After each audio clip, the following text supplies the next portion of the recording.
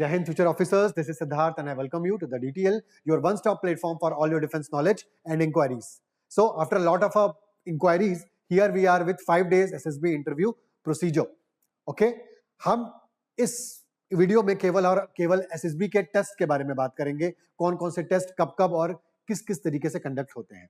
फिर अलग अलग टेस्ट के लिए अलग अलग इंडिविजुअल वीडियो हमारे DTL के YouTube चैनल पे आपको देखने को मिलेगा. ठीक है. वैसे आपको SSB इंटरव्यू के बारे में पता तो होगा, लेकिन मैं फिर भी आपको बता दूं कि कुछ छोटी छोटी डिटेल्स जो लोगों से मिस हो जाती है. राइट. अब मैं आपको यहां पे एक बात बिल्कुल क्लैरिफाई कर रहा हूं कि अगर मैं नॉर्मल SSB की बात करूं या फिर नेवल SSB की बात करूं या फिर मैं AFSB की बात करूं, तीनों में टेस्ट लगभग सेम ही होते हैं. राइट. तो तीनों अलग अलग SSBs नहीं होती हैं, तीनों एक ही तरह से SSB कंडक्ट की जाती हैं. राइट. अब चलिए वीडियो को स्टार्ट करते हैं. और जो हमारी डिफेंस फोर्सेस हैं, इंडियन आर्मी, इंडियन एयरफोर्स और इंडियन नेवी, इसमें अगर आपको ऑफिसर बनना है तो आपको SSB इंटरव्यू के थ्रू ही जाना पड़ेगा. अगर आपको ऑफिसर बनना है ट्राई फोर्सेस में और आप SSB इंटरव्यू देना नहीं चाहते हो तो उसके बिना आप कभी भी ऑफिसर नहीं बन सकते हो. किसी भी कैटेगरी में, किसी भी एज ग्रुप में अगर आपको ऑफिसर के लिए ट्राई करना है या ऑफिसर बनना है, you have to go through the SSB interview procedure. Right. जितने अभी एग्जिस्टिंग ऑफिसर्स हैं हमारे ट्राई फोर्सेस में, उन्होंने सबने SSB इंटरव्यू फेस किया है. राइट. अब SSB इंटरव्यू स्टार्ट कब से हुआ? तो सेकेंड वर्ल्ड वॉर में जर्मनी ने इंट्रोड्यूस किया था सर्विस सिलेक्शन बोर्ड का इंटरव्यू. ठीक है. जिसमें से बहुत ही बेसिक टेस्ट होते थे, कुछ साइकोसोमेट्रिक टेस्ट होते थे, साइकोलॉजिकल टेस्ट होते थे, पर्सनल इंटरव्यू होता था. ठीक है. लीडरशिप क्वालिटीज उनकी देखी जाती थी कि वो किस तरीके की है. यही सेम प्रोसीजर किसने ले लिया? इंग्लैंड ने ले लिया. और इंग्लैंड का ही जो SSB प्रोसीजर है उसको इंडियन आर्मी में, क्योंकि हम कॉलोनियल रूल के अंतर्गत थे, तो हमने भी पूरा का पूरा वही उठा लिया.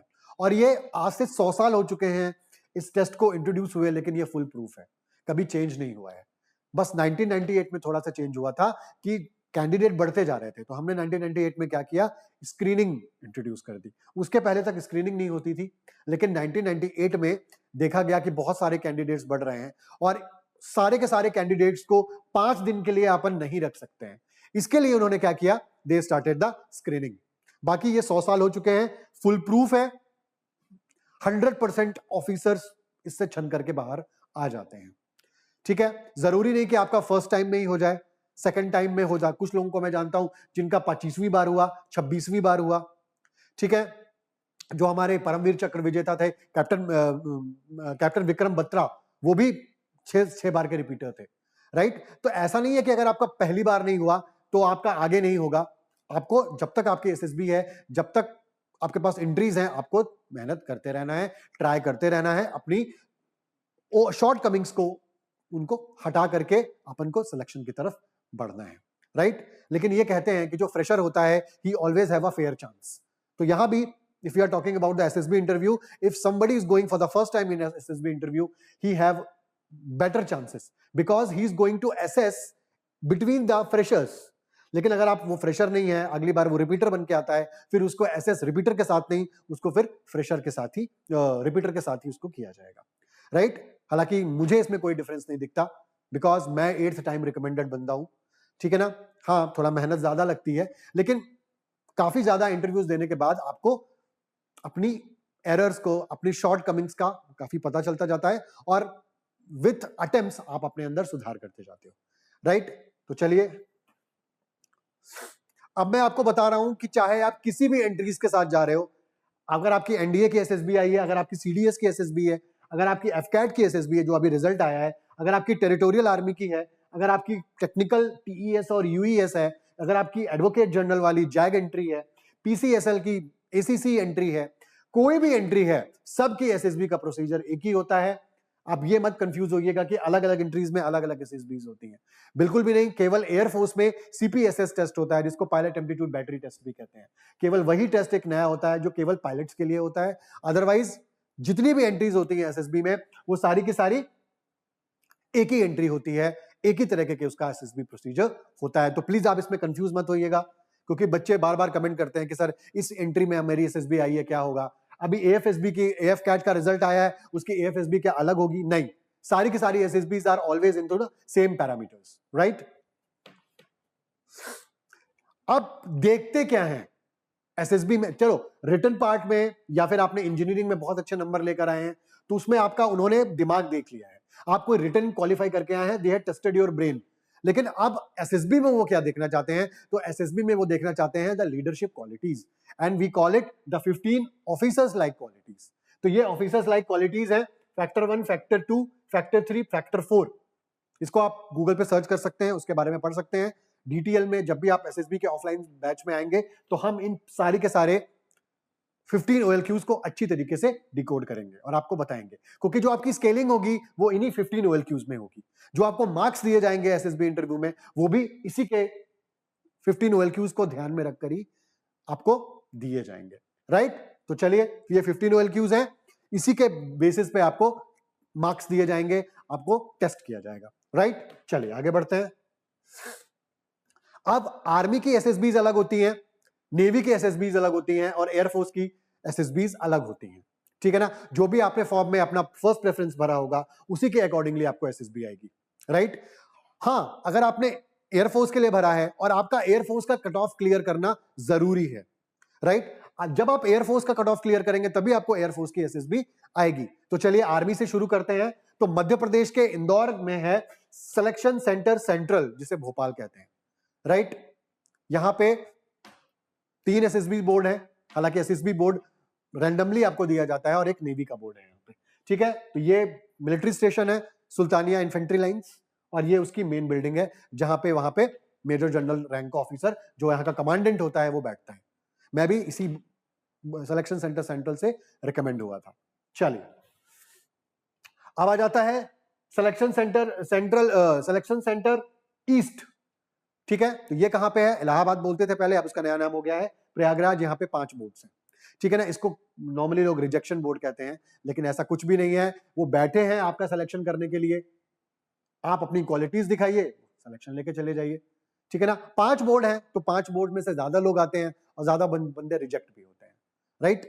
नेक्स्ट है selection centre central south Bengaluru, ये साउथ बेंगलुरु में है, ठीक है ना। तो आर्मी का ये तीसरा बोर्ड है, और अभी आर्मी का एक चौथा बोर्ड भी ओपन हो गया है नॉर्थ के लिए, ठीक है ना, जिसे अपन कहते हैं सिलेक्शन सेंटर नॉर्थ, ठीक है। तो ये कहां पे खुल गया है, कपूरथला में, पंजाब में, राइट, नॉर्थ के कैंडिडेट्स के लिए।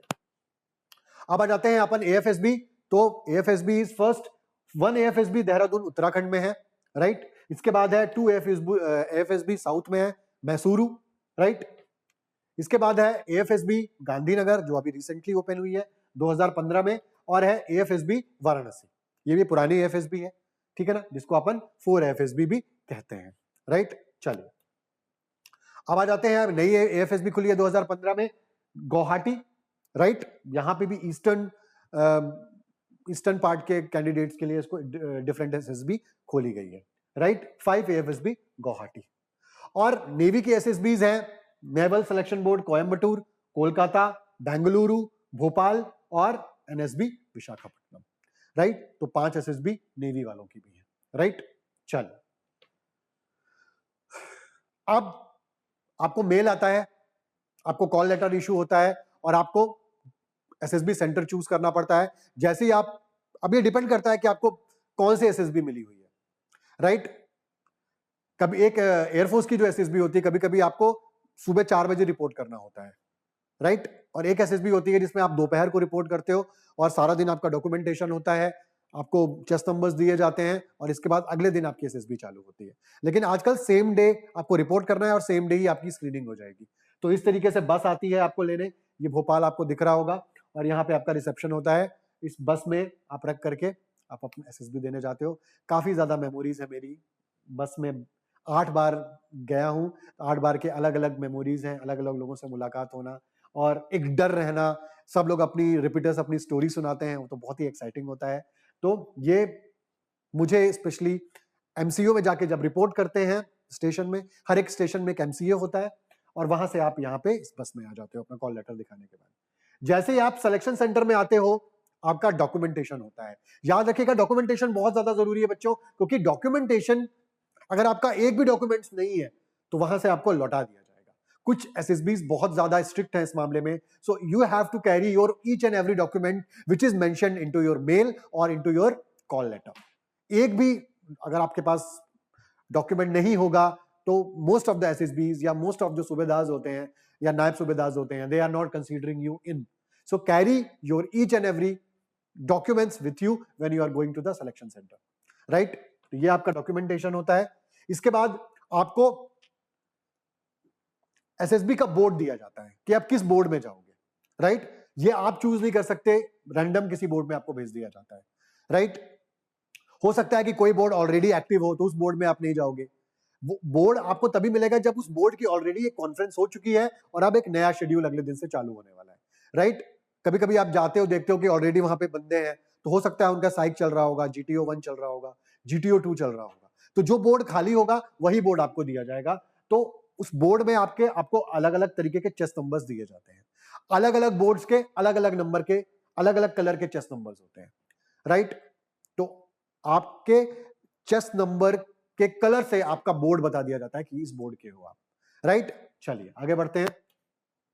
जो फ्रेशर्स होते हैं उनको आगे के टेस्ट नंबर्स होते हैं, जो स्क्रीन आउट होते हैं उनको बीच के टेस्ट नंबर्स दिए जाते हैं, और जो रिपीटर्स होते हैं उनको आगे के टेस्ट नंबर्स दिए जाते हैं, राइट. तो आप चेस्ट नंबर देख के बता सकते हो कि ये बंदा कॉन्फ्रेंस आउट है, ये बंदा स्क्रीन आउट है, या फिर ये बंदा फ्रेशर है, राइट. तो देखिए अब आप आ जाते हैं, तो आपकी ये रिपोर्टिंग हो गई आपकी. अब आएगा टेस्टिंग हो जाएगी आपके अगले दिन से, या फिर एयरफोर्स में तो उसी दिन स्टार्ट हो जाती है एफएसबी में, ठीक है. तो उसमें आपकी पीपीडीटी होती है. तो पीपीडीटी के पहले होता है OIR, जिसे अपन कहते हैं ऑफिसर्स इंटेलिजेंस रेटिंग, ठीक है. तो अपन इसको देखते हैं, राइट.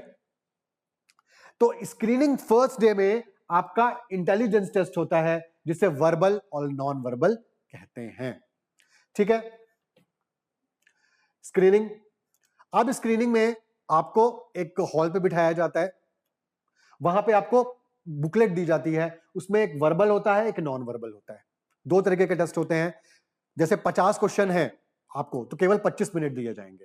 तो इस तरीके से दो टेस्ट आपके लिए जाते हैं. अब OIR आपके लिए बच्चों बहुत ज्यादा इंपॉर्टेंट हो जाता है. लोग बोलते हैं कि यार OIR की कॉपी चेक होती कि नहीं होती है. बिल्कुल कॉपी चेक होती है, और OIR से आपको नंबर 1, नंबर 2, नंबर 3, नंबर 4 या नंबर 5 की रेटिंग दी जाती है. 1 नंबर और 2 नंबर ज्यादातर टाइम स्क्रीनिंग हो जाते हैं, और 4 भी स्क्रीनिंग हो सकता है अगर उसने पीपीडीटी में बहुत अच्छा किया है. लेकिन अगर किसी का OIR 5 है तो वो स्क्रीनिंग नॉर्मली नहीं होता है. आप खुद सोचिए ना कि जिसका OIR 1 है आप उसको चूज करोगे या फिर उसको चूज करोगे जिसका OIR 5 है. ऑब्वियसली आप 1 या 2 वाले को करोगे. तो जब भी आप DTL पे अपने ऑफलाइन के लिए आएंगे, ऑफलाइन सेंटर पे अपने SSB प्रिपरेशन के लिए, तो हम कोशिश ये करेंगे कि आपको OIR 1 या OIR 2 ही आपको एग्जाम में आए.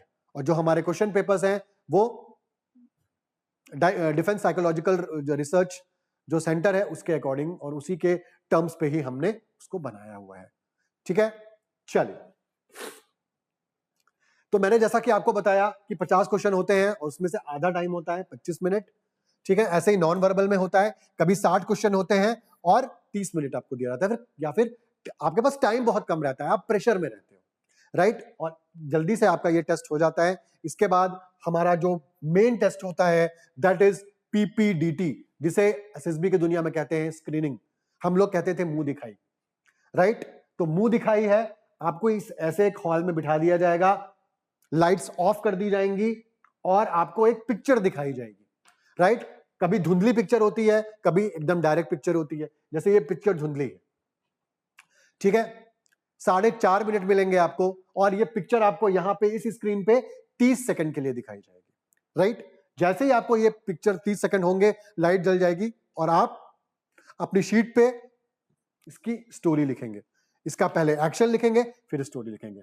कितने देर में? 4 मिनट के अंदर, ठीक है. और 4 मिनट के अंदर आपकी जो शीट होगी वो जमा हो जाएगी, राइट. चलिए,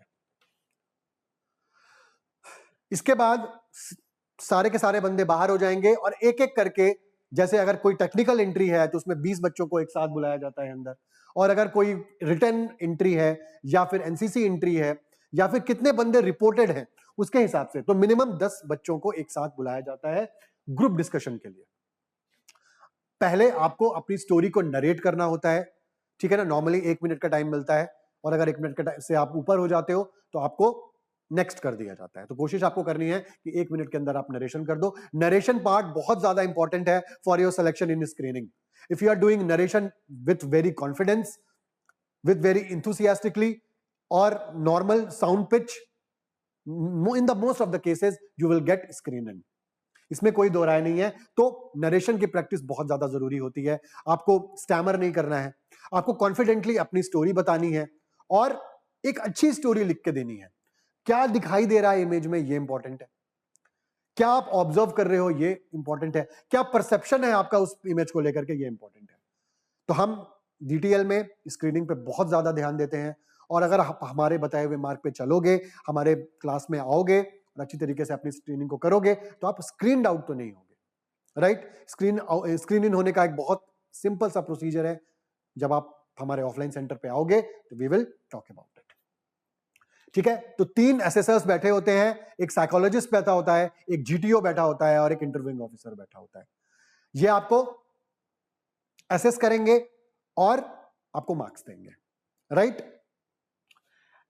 फाइनली आपको GD करनी है और सारे ग्रुप को एक फाइनल स्टोरी को चूज करना है और फाइनली कंक्लूजन पे आना है, ठीक है। तो GD भी एक बहुत ज्यादा इंपॉर्टेंट रोल होता है। नरेशन तो होता ही है, GD में आपका पार्टिसिपेशन किस तरीके का है, किस तरीके के आप बंदे हो, किस तरीके के आपकी ग्रुप क्वालिटीज हैं, ये सारी की सारी डिपेक्ट हो जाती है। इसीलिए 3 अलग अलग ऑफिसर्स को बिठाया जाता है जो आपको OIR पे, आपके नरेशन पे और आपके GD पे अच्छी तरीके से आपको एसेस करेंगे और आपको मार्क्स देंगे।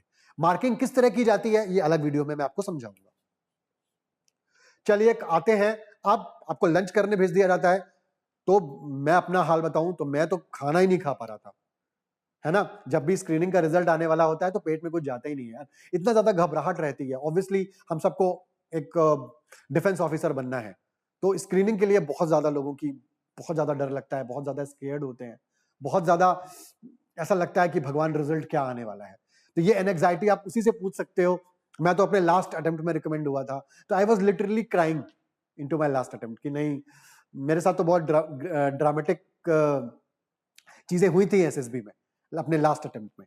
तो ये बहुत क्रूशियल टाइम होता है और 2 से 2:30 बजे के आसपास आपके रिजल्ट अनाउंस होते हैं और डर को बढ़ाने के लिए बस भी आके खड़ी हो जाती है और आप अपने रूम से अपना बैग निकाल करके एक स्टोर रूम में रख देते हो। तो जितने बच्चे स्क्रीन इन हो जाते हैं वो वहीं रुक जाते हैं और जो बंदे स्क्रीन आउट हो जाते हैं उनको बोला जाता है कि आप बस में अपना सामान रखिए, उनको स्टेशन छोड़ दिया जाता है। कई सारे रोते रहते हैं, कई सारे अपना मुंह लटका लेते हैं, लेकिन वैरियर वही है जो return back with full potential. Screen out हो गए कोई बात नहीं, I was never screened out, so I can't tell what it kind of a feeling to get screened out, right? But I am saying that अगर आप screened out हो जाते हो तो कोई बात नहीं, अगली बार आओ। मैं एक बंदे से मिला था जो 18 बार screened out था और फाइनली वो 19th टाइम रिकमेंड हुआ विथ AIR 3। तो आपकी ये नहीं कह सकते कि आप स्क्रीन आउट हो गए तो आप उसके लायक ही नहीं हो। जब तक आपके SSB है, जब तक आपके अच्छे अटेम्प्ट्स हैं, तब तक आपको हर बार अच्छी तरीके से परफॉर्म करना है, इंप्रूव करना है and you have to come to SSB, right. चलिए अब आ गए, ये टेस्टिंग 1 हो गई, बंदे रुक गए जिन लोगों का सिलेक्शन हुआ। नॉर्मली 90% बंदे या फिर 85% बंदे बाहर हो जाते हैं। जैसे मुझे याद है मेरी लास्ट SSB में 250 बंदों ने CDS एंट्री थी, OTA एंट्री थी, 250 बंदों ने अराउंड रिपोर्ट किया था और करीबन 35 बंदे ही स्क्रीन इन हुए थे, राइट। तो ऐसा रेशियो सब में होता है। हाँ, इंजीनियरिंग एंट्रीज में जो डायरेक्ट एंट्रीज होती हैं उसमें तो 400-400 बंदे रिपोर्ट करते हैं। अब कोई ऐसा फिक्स नंबर नहीं है, कभी कभी 25 बंदे स्क्रीन होते हैं, 30 बंदे, 35 बंदे, लेकिन 38 से 40 बंदों से ज्यादा एक बोर्ड नॉर्मली स्क्रीन इन नहीं करता है क्योंकि वही उसकी कैपेसिटी होती है, राइट।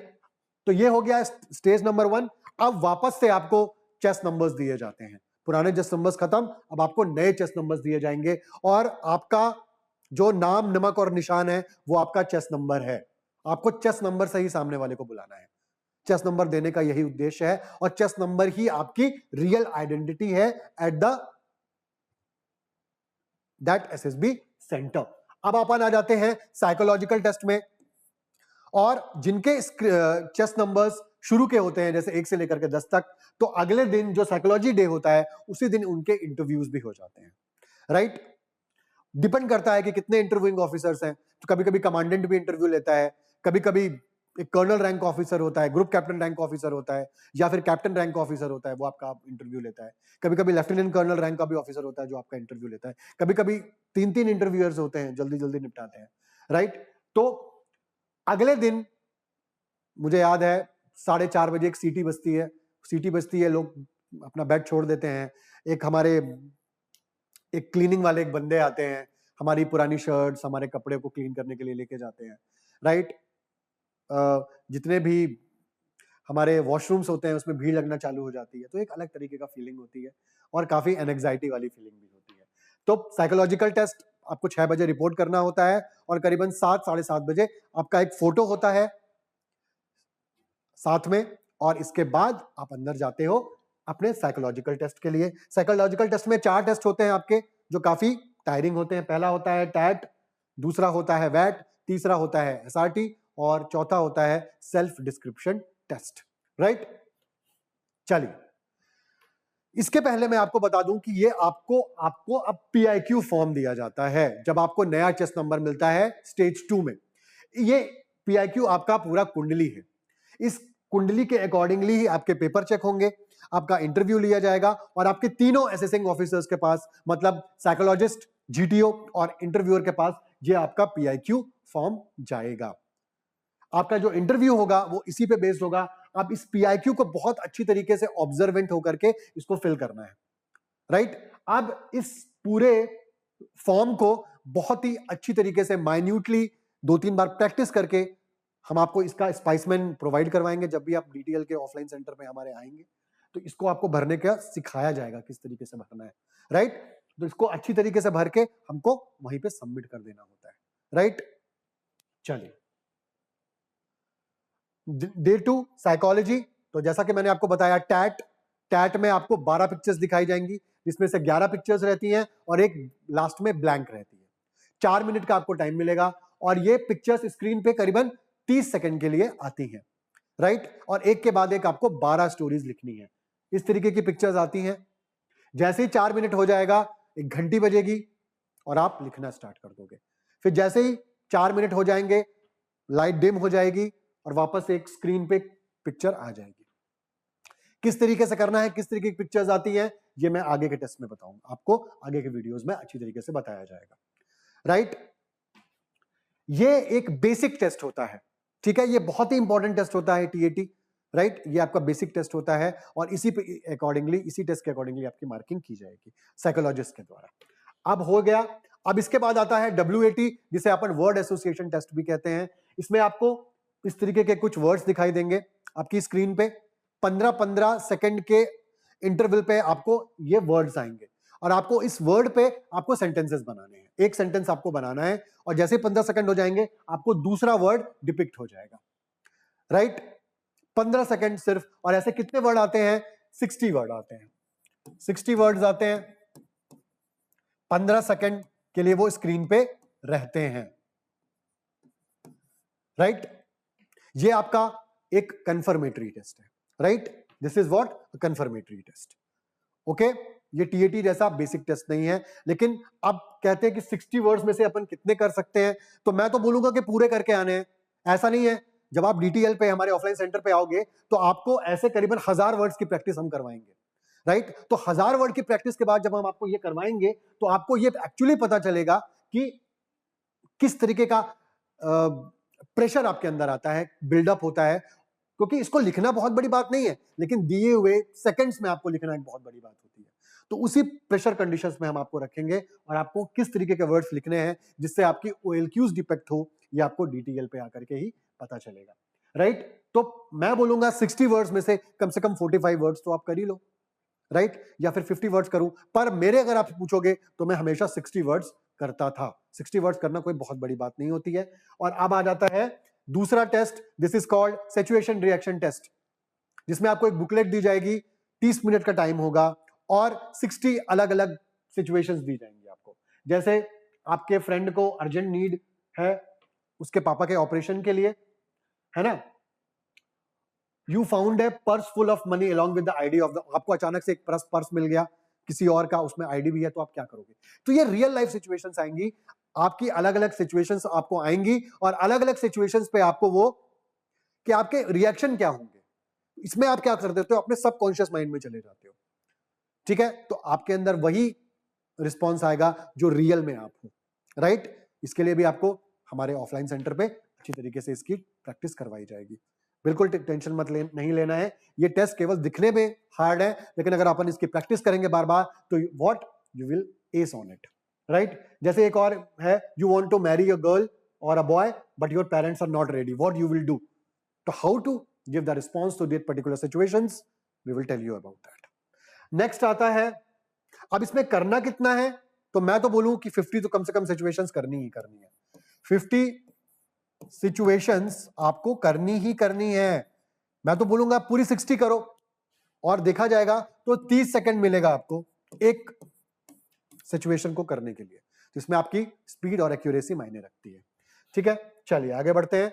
और आपके आप आ जाता है एसडीटी, जिसमें आपको 15 मिनट का टाइम मिलेगा और एक बुकलेट दी जाएगी और इसमें ये क्वेश्चंस होंगे। तो एक पैराग्राफ आपको लिखना है कि आपके पेरेंट्स, आपके फ्रेंड्स, आप अपने बारे में क्या सोचते हो, आपके टीचर्स आपके बारे में क्या सोचते हैं, फ्यूचर में आप अपने अंदर कौन सी क्वालिटीज को इनकलकेट करना चाहते हो, ये सारी चीजें आपको इस एक पैराग्राफ में अलग अलग लिखनी है। इस तरीके से आपका साइकोलॉजी टेस्ट हो जाता है ओवर।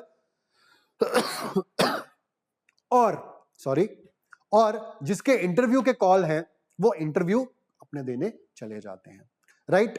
उनको जो भी ऑफिसर्स होते हैं, जो भी एनसीओज होते हैं, नॉन कमांडिंग ऑफिसर्स, वो आकर के बता देते हैं कि इन किन लोगों का इंटरव्यू आज होना है। तो नॉर्मली जो फ्रेशर्स होते हैं उनका इंटरव्यू डे 2 में हो ही जाता है, जो बचते हैं वो अगले तीसरे दिन चले जाते हैं। तो इस तरीके से ये हो गया आपका, राइट? तो ये भी हो गया आपका, स्क्रीनिंग हो गया, आपका साइकोलॉजिकल टेस्ट हो गया। अब आता है आपका ग्रुप टेस्टिंग ऑफिसर, जीटीओ, जो आपका अगले दिन स्टार्ट होता है। ठीक है ना? चलिए अब अपन इसके बारे में बात करते हैं। चलिए, तो जीटीओ में आपको फॉर्मल्स नहीं पहनना है, अब आपको व्हाइट टी शर्ट, एक छोटा सा शॉर्ट्स पहनना है और पीटी वाले शूज ये रखना है और ऊपर आपको चेस्ट नंबर्स लगा लेना है। और आपको सुबह 6 बजे आप रिपोर्ट करना होता है। तो आप ब्रेकफास्ट करने के बाद सुबह आप कोर्टयार्ड में आते हो और वहां से आपको ग्रुप टेस्टिंग ग्राउंड पे ले जाया जाता है। वहां पे आपका जीटीओ आपसे इंट्रोड्यूस होता है, राइट? नॉर्मली मेजर रैंक का ऑफिसर होता है, स्क्वाड्रन लीडर रैंक का ऑफिसर होता है आपका जीटीओ, या लेफ्टिनेंट कमांडर रैंक का ऑफिसर होता है आपका जीटीओ, और फिर कमांडर होता है आपका जीटीओ। ठीक है ना? वो आपसे काफी फ्रेंडली बात करेगा और आपको अब ग्रुप में बांट दिया गया है। 10-10 लोगों का ग्रुप है, आपको अलग अलग ग्रुप्स में बांट दिया जाएगा, राइट?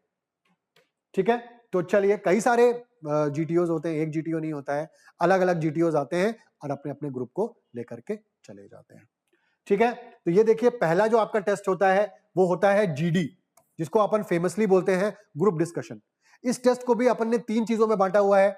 एक होता है बेसिक टेस्ट, एक होता है कंफर्मेटरी,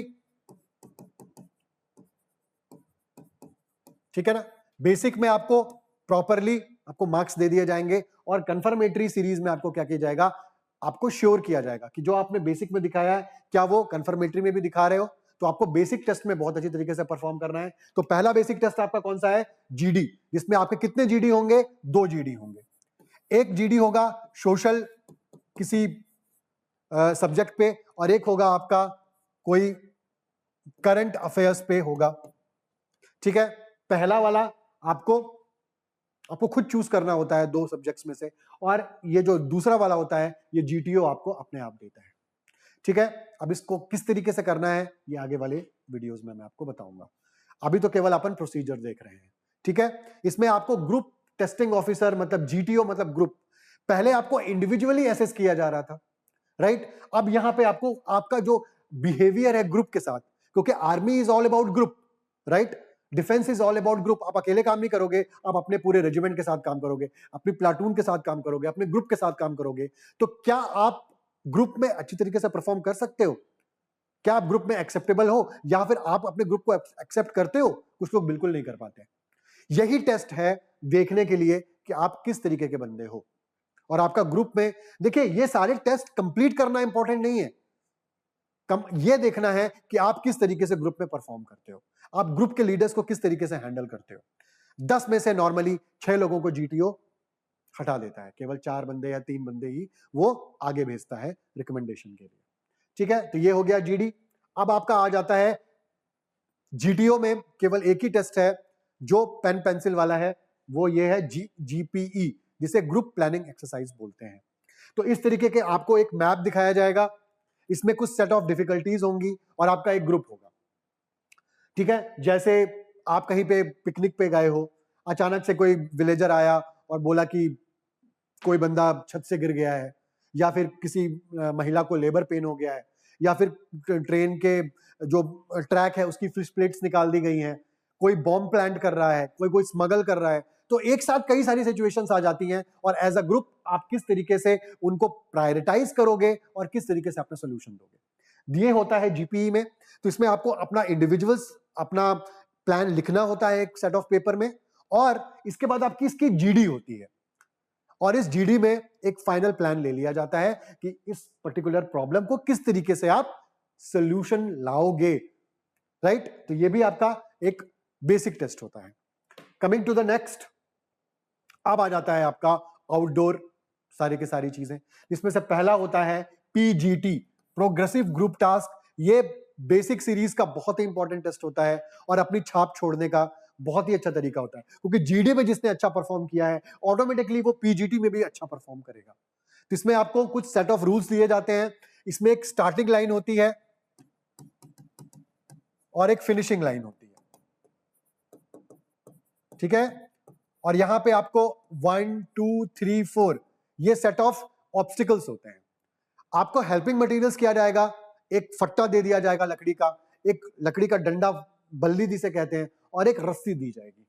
ठीक है, और आपको ये अलग अलग ऑब्स्टिकल्स होते हैं, इनको आपको रूल्स में रहते हुए अपने ग्रुप के साथ मिलकर के इसको आइडियाज को इंप्लीमेंट करके आपको इन 1 2 3 4 को पार करना है और फिनिशिंग लाइन पे आना है। इसके बारे में अपन फिर से बताएंगे, और आपको सारे के सारे ऑब्स्टिकल्स, रस्सी किस तरीके से बनाई जाती है, नॉट्स किस तरीके से बनाई जाती है, सब कुछ आपको डीटीएल के ऑफलाइन सेंटर पे आपको सिखाया जाएगा, आपको उसकी टेंशन लेने की जरूरत नहीं है। राइट, तो प्रोग्रेसिव मैंने बोला, तो पहले ये सरल होता है, फिर ये थोड़ा सा टफ होता है, फिर ये बहुत टफ होता है, फिर ये फोर्थ बहुत ज्यादा टफ होता है। नॉर्मली लोग 3 तक ही पहुंच पाते हैं, इसको कंप्लीट करना जरूरी नहीं है, मैं आपको फिर से बोल रहा हूं। It's all about how you implement the ideas, how you listen to your group and how you are giving your mark into your group, कि आप ग्रुप को किस तरीके से हैंडल कर रहे हो, किस तरीके से चीजों को कर रहे हो, ये इंपॉर्टेंट होता है। और एसेसर आपको बाहर बैठ करके एनालाइज करता रहता है। ठीक है, इसी सेट में एक, अब इसमें 10 लोग हैं आपके साथ। अब नेक्स्ट टास्क में क्या हो गया, 10 में से 5-5 में डिवाइड कर दिया गया, और इसको क्या बोल दिया गया, हाफ ग्रुप टास्क। पहले वहां पे 10 लोग थे, शायद वो 10 में से अच्छे तरीके से परफॉर्म नहीं कर पाए हो, तो अब 5-5 में डिवाइड कर दिया गया है ग्रुप को। तो 5 अलग करेगा, 5 अलग करेगा। ठीक है, तो इस तरीके से होता है, और आपको आइडियाज इंप्लीमेंट करने हैं। हेल्पिंग मटेरियल्स वही रहेंगे, डंडा, फट्टा और रस्सी। ठीक है, और इस तरीके से आपको ये सॉल्व करना रहेगा। ठीक है, इसमें भी सेम 4 ऑब्स्टिकल्स होते हैं, और आपको दिए हुए टाइम पे 15 मिनट या आधा घंटा मिलता है, उसमें आपको सॉल्व करना रहेगा। इसमें भी आपको आइडियाज लगाने हैं, ग्रुप के साथ मिल करके काम करना है, एक दूसरे की बातें सुननी है, शाउट नहीं करना है, और सबसे इंपॉर्टेंट बात है, जो जीटीओ ने आपको रूल्स बताए हैं उनको ब्रेक नहीं करना है। ठीक है, because GTO is observing you, either you are breaking the rules और you are under the rules, adhering the rules. Living under the rules is the one of the basic factor in the Indian Armed Forces. Okay, coming to the next and my personal favorite is command task. पहले में आप 10 लोग थे, अब आप 5 लोग हो। अब इसके बाद सीटी में क्या होगा कि आपको बुलाया जाएगा, जीटीओ आपको बुलाएगा, एक छोटा सा इंटरव्यू लेगा आपका 5 मिनट का, और आपको बोलेगा कि आप 2 बंदों को बुलाओ। हम 2 बंदों को बुलाएंगे और वो आपको टास्क समझाएगा। नॉर्मली कहने में ये आया है कि जिसने अच्छा परफॉर्म किया जीडी, जिसने अच्छा परफॉर्म किया पीजीटी, जिसने अच्छा परफॉर्म किया एचजीटी, वो बंदे के आधार पे कमांड टास्क दिया जाता है। अगर वो बंदे को अच्छा समझता है तो हार्डर कमांड टास्क दिया जाता है। अगर वो बच्चे को एज अ वेरी सेटिस्फैक्टरी मान रहा है या फिर उसको ड्रॉप करना है, तो सीटी बहुत ही ईजी होगा, राइट? तो वो आपको टास्क समझाएगा, आप कमांडर रहोगे और आप अपने 2 लोगों को टास्क समझाओगे और उनसे काम करवाओगे, उस सेट ऑफ कमांड टास्क को कंप्लीट करवाओगे, राइट? ये बहुत ही इंटरेस्टिंग होता है और इसमें आपको अपनी लीडरशिप क्वालिटीज दिखाने का बहुत अच्छा मौका मिलता है। आइडियाज वैसे ही होते हैं जैसे पीजीटी में होते हैं, एचजीटी में होते हैं, तो इसमें घबराने की जरूरत नहीं है। कुछ बेसिक कॉन्सेप्ट हैं जो इसमें लगाने पड़ते हैं, आपको अपना काम रखना है, सारे क्या बोलते हैं आपके हेल्पिंग मटेरियल्स का यूज करना है और जीटीओ के इंस्ट्रक्शंस को फॉलो करना है, ठीक है? कमांड टास्क भी कंप्लीट हो जाता है और नॉर्मली कमांड टास्क तक जीटीओ अपना रिजल्ट बना लेता है, right? Coming to the next, lecturette होता है। तो मैंने आपको बताया कि जीटीओ 2 दिन होता है, डे 3, डे 4। जो एक टेस्ट 3 में हो जाते हैं, अगले टेस्ट वो 4 में होते हैं, तो मैं इन 3 और 4 को एक साथ ही यूज कर रहा हूं। Next coming to the lecturette. Lecturette में क्या होता है, सारे लोगों को बिठा दिया जाता है और सैक ऑफ कार्ड्स होते हैं। उन कार्ड्स में 4 टॉपिक्स होते हैं। इन 4 टॉपिक में आपको एक टॉपिक को चूज करना है और कितने मिनट के लिए बोलना है, 3 मिनट्स के लिए उस टॉपिक पे बोलना है आपको, और 3 मिनट आपको दिए जाएंगे शुरू में उसको प्रिपेयर करने के लिए, राइट? रिकॉल करने के लिए, उसके फैक्ट्स रिकॉल करने के लिए। इसके बाद ग्रुप के सामने आप पोस्चर में आकर के अपना लेक्चरेट को डिलीवर करोगे, राइट? नॉर्मली कहा जाता है कि जो फर्स्ट है और सेकंड है उसी को चूज करना चाहिए, ठीक है? उसमें आपको ज्यादा नंबर दिए जाते हैं, राइट? इसमें ये भी क्या है, ये बेसिक टेस्ट नहीं है, ये कंफर्मेटरी सीरीज है, राइट?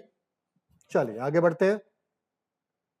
स्नैक रेस, ये बहुत अच्छी, बहुत ही फन है इसमें, और इसमें 6 ऑब्स्टिकल्स होते हैं आपके पास। जैसे जैसे आपको ये ऑब्स्टिकल्स दिख रहे होंगे, आप अपने ग्रुप के साथ इसमें परफॉर्म करते हो और आपको एक बलून दिया जाता है जो काफी लंबा रहता है, जिसको अपन स्नेक कंसीडर करते हैं। उस सारे स्नेक को आपको लेके चलना है और ऐसे ऑब्स्टिकल्स को क्लियर करना है, एक दूसरे की हेल्प करनी है, एक दूसरे को सपोर्ट करना है, और आपको एक वॉर क्राई भी दी जाएगी, राइट? जैसे हमें दी गई थी भारत माता की जय, बजरंग बली की जय, है ना? अलग अलग आपके वॉर क्राई होते हैं, तो वो आपको जीटीओ देगा और अलग अलग ग्रुप्स आपस में कंपीट करते हैं। जरूरी नहीं कि जो ग्रुप जीत गया वो रिकमेंड हो जाएगा। यहां पे भी फिर से ओएलक्यूज देखी जा रही है, जिसमें से ये देखा जाएगा कि बंदा ग्रुप के साथ कैसे परफॉर्म कर रहा है, क्या ग्रुप को अकेले छोड़ के तो नहीं भाग गया, क्या ग्रुप के हर एक इंसान को सपोर्ट कर रहा है, क्या वो सारे के सारे एक दूसरे का वेट कर रहे हैं कि नहीं कर रहे हैं। तो बहुत सारी चीजें होती हैं और बहुत सारे रूल्स होते हैं जो जीटीओ आपको बताएगा और इसको आपको परफॉर्म करना रहेगा। इसमें काफी चोट लगने की भी संभावना रहती है, तो इसको करने से पहले थोड़ा सा ध्यान देना जरूरी है, राइट? इसमें आपको टीम के साथ काम करना है, इंथुसियास्टिक रहना है और अपना वॉर क्राई बोलते रहना है, ठीक है? तो ये हो गया स्नैक रेस, जिसको अपन GOR भी कहते हैं। अब आ गया बच्चों, अब आपको यहाँ पे ग्रुप के साथ परफॉर्म किया जा रहा था, अब वो आपका स्टैमिना चेक करना चाहता है तो वो आपको इंडिविजुअल टास्क देगा, ठीक है ना? इसमें अलग अलग टास्क, जैसे ये कमांडो वॉक है ना? बहुत सारे अलग अलग डिच में कूदना रहता है, रोप क्लाइंबिंग होती है, तो आपको अलग अलग ये ऑब्स्टिकल्स देगा। नॉर्मली ये 10 ऑब्स्टिकल्स होते हैं और कितने मिनट का टाइम होता है? 10 ऑब्स्टिकल्स में नॉर्मली 3 मिनट का टाइम दिया जाता है, तो उस 3 मिनट में आपको 10 ऑब्स्टिकल्स कंप्लीट करने रहते हैं, जो कि बहुत ही इजी होते हैं, और आपने थोड़ा बहुत भी अगर प्लेग्राउंड पे वर्क किया है तो ये बहुत ही इजीली हो जाते हैं। ये फिर से मैं बता रहा हूं कि ये कंफर्मेटरी सीरीज है, राइट? अगर कोई गिर जाता है, कोई नहीं कर पाता है, तो उससे कोई मतलब नहीं है, अब फिर से ट्राई करिए, फिर से उठिए और कोशिश कीजिए, ठीक है? चलिए नेक्स्ट कमिंग टू द एफजीटी। तो जो अपन ने पीजीटी किया था, हाफ ग्रुप टास्क किया था, कमांड टास्क किया था, फाइनल में ये जीटीओ का लास्ट टास्क होता है, जिसको अपन एफजीटी बोलते हैं। ये पीजीटी के जैसा ही होता है, लेकिन अगेन ये फन वाला होता है और इसमें कुछ नंबर वंबर नहीं दिए जाते हैं। ऐसा नहीं है कि किसी ने बंदे ने पीजीटी अच्छे से नहीं किया, एचजीटी अच्छे से नहीं किया, लेकिन एफजीटी बहुत अच्छे से किया और वो रिकमेंड हो गया। ये जीटीओ अपने सेटिस्फैक्शन के लिए, टीम स्पिरिट के लिए करवाता है और देखता है कि बंदे किस तरीके से परफॉर्म कर रहे हैं, ठीक है? तो ये हो गया एफजीटी, ठीक है? अब जैसा कि मैंने आपको बताया कि जीटीओ अपना रिजल्ट पहले दिन ही शायद बना लेता है, वो ज्यादा उसको कंफ्यूजन नहीं रहती है। अब है, मैं आपको बताया कि जिस तरीके से टेस्ट नंबर्स होते हैं उस तरीके से आपका इंटरव्यू होता है। डे 2, डे 3, डे 4, इसमें आपको आपके चेस्ट नंबर्स के अकॉर्डिंगली इंटरव्यू आपका कंडक्ट होता है। जरूरी नहीं कि आप टाई वाई लगाकर ही इंटरव्यू देने जाएं, जैसे कई सारे मेरे इंटरव्यू जीटीओ के बाद ही हो गए हैं। तो आपको कभी कभी क्या होता है कि जीटीओ के ड्रेस में ही आपको इंटरव्यू देने जाना पड़ता है, तो आप बिल्कुल चिंता मत करिएगा अगर आपको जीटीओ के बाद ही इंटरव्यू के लिए बुला लिया जाता है। थोड़ा सा पानी पीजिए, अपने आप को काम करिए, बहुत अच्छे से इंटरव्यू होता है। अब इंटरव्यू का टाइम, तो इंटरव्यू का जो टाइम होता है कभी कभी 15 मिनट भी होता है, कभी कभी वो आधा घंटा भी होता है, कभी कभी 45 मिनट भी होता है और कभी कभी 1 घंटा भी होता है, राइट। इंटरव्यू में पीआईक्यू जो मैंने आपको बताया था, उसी से जो इंटरव्यूइंग ऑफिसर होता है वो आपसे क्वेश्चन करता है, ठीक है। तो इसमें डरना नहीं है, घबराना नहीं है। 3 तरीके के बंदे होते हैं, जिनकी एक पुअर इंग्लिश होती है ना, एक गर्ल्स कैंडिडेट होती हैं और एक जो अच्छी तरीके से तेज से बात नहीं कर पाते हैं। तो इंटरव्यू के लिए आपके, जब आप डीटीएल पे आएंगे ऑफलाइन सेंटर पे, तो आपके 2 अलग अलग इंटरव्यूज कंडक्ट किए जाएंगे, ठीक है। उसमें से आपको आपकी परफॉर्मेंस एनालाइज की जाएगी, आपको बताया जाएगा। नॉर्मली जो क्वेश्चंस होते हैं वो पीआईक्यू बेस्ड होते हैं और एक रैपिड फायर होता है और कुछ करंट अफेयर्स के क्वेश्चंस भी पूछे जाते हैं, राइट। तो इंटरव्यू बहुत इंपॉर्टेंट होता है, जीटीओ भी बहुत इंपॉर्टेंट होता है और साइकोलॉजिस्ट तो बहुत ज्यादा इंपॉर्टेंट होता है, क्योंकि अगर साइकोलॉजिस्ट ने आपको रोक लिया, मार्किंग कैसे की जाती है मैं आपको नहीं बता रहा हूं, क्योंकि मार्किंग से आपका कोई लेना देना नहीं है, ठीक है ना। मार्किंग अगर आपको मैं बता दूंगा तो आप उस पर ध्यान देने लग जाओगे। मार्किंग पे ध्यान देने की जरूरत नहीं है, अपने परफॉर्मेंस पे ध्यान देने की आपको जरूरत है, ठीक है। तो तीनों के नंबर इक्वल होते हैं, लेकिन आपको रिकमेंडेशन के लिए आपको साइकोलॉजिस्ट का पास करना बहुत जरूरी है। अगर साइकोलॉजिस्ट ने आपको पास कर दिया, इंटरव्यूअर ने आपको पास कर दिया, जीटीओ थोड़ा सा हिचक रहा है, तो दोनों मिल करके उसको मना लेते हैं कि नहीं अच्छा बंदा है, ले लो उसको, ठीक है। चलिए, अब आ जाता है बच्चों, ये सब के बाद अगले दिन आपका जो 5वां दिन होता है वो कॉन्फ्रेंस का दिन होता है और रिजल्ट्स का दिन होता है, ठीक है। सुबह ये दिन तो कटता ही नहीं कटता, सुबह 6 बजे उठा दिया जाता है, आपको बैग पैक करने को बोला जाता है, वैसे ही जैसे स्क्रीनिंग में हुआ था, और स्टोर रूम में आपका सामान रख दिया जाता है और आप कॉन्फ्रेंस के लिए चले जाते हो। कॉन्फ्रेंस में इस तरीके का कुछ सीन होता है, जैसे यहां पे आपको दिख रहा होगा जनरल विपिन रावत बैठे हुए हैं, तो एक सिंबॉलिक लगाया गया है कि यहां पे आपका प्रेसिडेंट होता है, यहां पे आपका डेप्यूटी प्रेसिडेंट होता है, इस तरफ आपके साइकोलॉजिस्ट बैठे होते हैं और इस जगह पे आपके जीटीओस बैठे होते हैं। आपको किसी से बात नहीं करना है, आपका इंटरव्यू जिसने लिया है, प्रेसिडेंट या डेप्यूटी प्रेसिडेंट, वो आपसे बात करता है। और कैसे बात करता है, वो ये पूछता है कि आप यहां पे आपको बिठा दिया जाता है और आपसे पूछता है कि आपका स्टे कैसा था, आपका टेस्ट कैसा था, आपको इस शहर में क्या अच्छा लगा, आपने कितने दोस्त बनाए, आप क्या सजेशंस देना चाहते हैं। नॉर्मली यही क्वेश्चन पूछा जाता है। और जो नॉर्मल कॉन्फ्रेंस होती है वो करीबन 5 मिनट, 2 मिनट, 3 मिनट, कभी कभी आधा घंटा, 10 मिनट भी हो जाती है। अगर ज्यादा टाइम लग रहा है, इसका मतलब तीनों एसेसर्स आपस में कंसेंट बनाने की कोशिश कर रहे हैं कि इसको लेना है या नहीं लेना है, राइट। कभी कभी कुछ सिचुएशन रिएक्शन टेस्ट भी इसमें पूछी जाती है ताकि कैंडिडेट को अच्छी तरीके से असेस कर लें। कभी कभी कोई कैंडिडेट बॉर्डर लाइन केस होता है कि लेना है कि नहीं लेना है, तो यहां पे कॉन्फ्रेंस में उससे कुछ सर्टेन सवाल पूछे जाते हैं जिससे उसका डिसाइड होता है कि वो है या नहीं है, राइट। तो कहते हैं कि कॉन्फ्रेंस पे अगर आपको ज्यादा टाइम लग रहा है, इसका मतलब आप पे ज्यादा चर्चा हो रही है। अब ऐसा नहीं है कि आपकी कॉन्फ्रेंस बहुत जल्दी हो गई तो आप बाहर हो गए हो सकता है कि आप 100% रिकमेंडेड हो, इसलिए आपकी कॉन्फ्रेंस में उससे ज्यादा टाइम नहीं लगाया। हो सकता है कि आप कंप्लीटली बाहर हो गए हो, इसलिए आपकी कॉन्फ्रेंस में ज्यादा टाइम नहीं लगाया। इसलिए किसी फाइनली किसी don't come into any kind of a result on that, ठीक है ना। आप यही सोच के चलो कि जो भी होगा बहुत अच्छा होगा, राइट। कॉन्फ्रेंस के बाद आप नीचे आ जाते हो और फाइनली आपको लंच करने दिया जाता है। आप लंच करते हो, अगेन खाना नहीं खपता है क्योंकि आपका रिजल्ट आने वाला है। और 2 से 2:30 बजे एक ऑफिसर आता है, वो आपको कुछ दुख भरी कहानियां सुनाएगा कि ये बंदा था, अमिताभ बच्चन थे, वो एसएसबी में बाहर हुए लेकिन बहुत बड़े आदमी बने। कुछ एक्टर्स के नाम बताएगा, एपीजे अब्दुल कलाम सर का नाम बताएगा, दुख भरी कहानी बोलेगा वो कि जो बंदे बाहर हो रहे हैं, सब तो रिकमेंड होंगे नहीं, राइट। तो जो बंदे बाहर हो रहे हैं उनको थोड़ा सा दिलासा दिया जाता है। और फाइनली सफेद पन्ना लिए एक ऑफिसर एंटर मारता है और वो चेस नंबर्स अनाउंस करता है। और चेस नंबर्स अनाउंस होते हैं, जरूरी है नहीं कि कितने भी, कभी कभी 2 भी होते हैं, कभी कभी 5 भी होते हैं, कभी कभी 8 भी होते हैं। मैंने तो 10-10 बंदे रिकमेंड होते देखा है एक बोर्ड के साथ, लेकिन जब मैं रिकमेंड हुआ था तो हमारे बोर्ड से 3 बंदे रिकमेंड हुए थे, राइट। ठीक है, तो जैसे ही आप रिकमेंड हो जाते हो, आपको कमांडेंट के रूम में बुलाया जाता है, आपको कंग्रेचुलेट किया जाता है, आपको कुछ पेपर्स पे साइन करना होता है और आपको नया चेस नंबर मिलता है जिसमें ये पॉजिटिव, मतलब ये मेडिकल का साइन लग जाता है। तो जितने भी एसएसबी एस्पिरेंट हैं वो सब ये चाहते हैं कि उनके चेस्ट नंबर पे प्लस लग जाए। प्लस ऐसे नहीं लगेगा, मेहनत करने से लगेगा, बहुत ज्यादा हार्ड वर्क करने से लगेगा। एक अच्छे गाइडेंस प्रोग्राम के तहत आपको ये चेस्ट नंबर्स में प्लस लगता है। तो मैं आप लोगों को इनवाइट करता हूं कि आप डीटीएल के ऑफलाइन सेंटर पे आइए, अपने आप को एसेस कीजिए और हमारा जो 21 डेज का एसएसबी इंटरव्यू प्रोग्राम है उसको ज्वाइन कीजिए। बहुत ही मिनिमल रेट्स हैं, बहुत ही प्राइम लोकेशन पे इंदौर के हमने इसको कंडक्ट करना है, तो you are most welcome on that. तो ये तीनों बच्चे हमारे AIRs हैं जो ऑलरेडी रिकमेंड हो चुके हैं हमारे डिजायर टू लर्न प्लेटफॉर्म के साथ। ठीक है, तो ये बेसिक इंफॉर्मेशन थी, राइट। तो जितने बंदों को प्लस लग गया इसका मतलब अगले दिन से उनका मेडिकल चालू हो जाता है। ठीक है, तो दीज आर मेडिकल्स, 4 से 5 दिन तक या कभी कभी 3 दिन में भी मेडिकल हो जाते हैं और इसके बाद उनको घर भेज दिया जाता है। इसके बाद फाइनली मेरिट का वेट किया जाता है।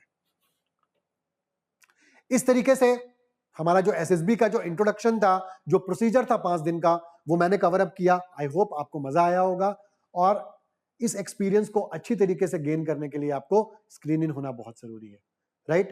तो again SSB plus centre now open in Indore. इसमें आपको एसएसबी का एवरी नूक एंड कॉर्नर ए से लेकर के जेड तक सब कुछ बताया जाएगा और आपकी परफॉर्मेंस की एनालिसिस भी करवाई जाएगी। ठीक है, तो बिना किसी झिझक के, बिना किसी हेजिटेशन के, you are welcome at DTL centre, offline centre at Indore. आपकी कोई भी क्यूरीज हैं, मैं अलग अलग सेट ऑफ चीजों के लिए अलग अलग वीडियोस लेकर के आऊंगा। शॉर्ट स्क्रीनिंग के लिए भी मैं वीडियो बनाऊंगा। ठीक है, आपकी कोई क्यूरीज हैं तो आप कमेंट सेक्शन में जाइए और वहां पे आप लिखिए, हम उसके, हमारी जो टीम है उसका रिप्लाई करेगी। ठीक है, चलिए आप अपनी मेहनत करते रहिए, डिफेंस आपका वेट कर रही है और डीटीएल आपके साथ हमेशा खड़ा है आपके प्रिपरेशन पे। टिल देन, जय हिंद।